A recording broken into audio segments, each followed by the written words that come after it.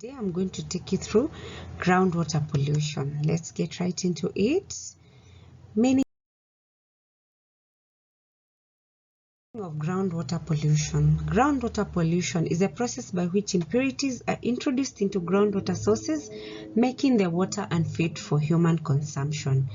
Groundwater includes all water sources that are located underground. The examples of groundwater are aquifers, wells, underground rivers, and artesian wells. Groundwater pollution is nearly always as a result of human activities. It is also directly related to surface water pollution, as surface water is connected to groundwater reservoirs. Sources of groundwater pollution.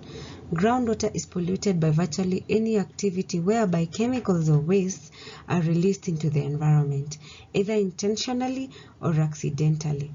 The sources include storage tanks of chemicals, fuel, and other types of liquids that may be stored both below and above ground. There's also wastewater from septic systems in domestic and industrial sectors.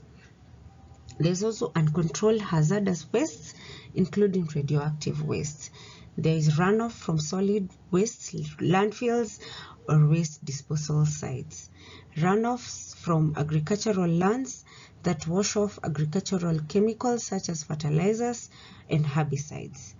There's also contaminants from other parts of reservoirs of the hydrologic cycle, more so the atmosphere. Effects of groundwater pollution.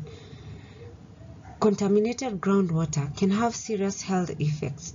Diseases such as hepatitis and dysentery may be caused by contamination from the septic tank waste.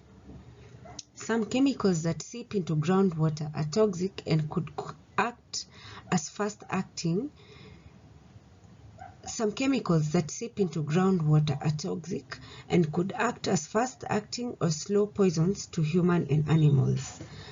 Certain types of cancers are some long-term complications that result from consuming contaminated groundwater. Reduction of biodiversity in water bodies and dry lands likewise.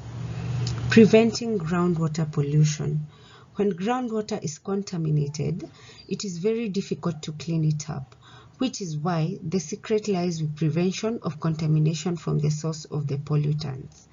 Reduce and safely treat wastewater before releasing into the environment.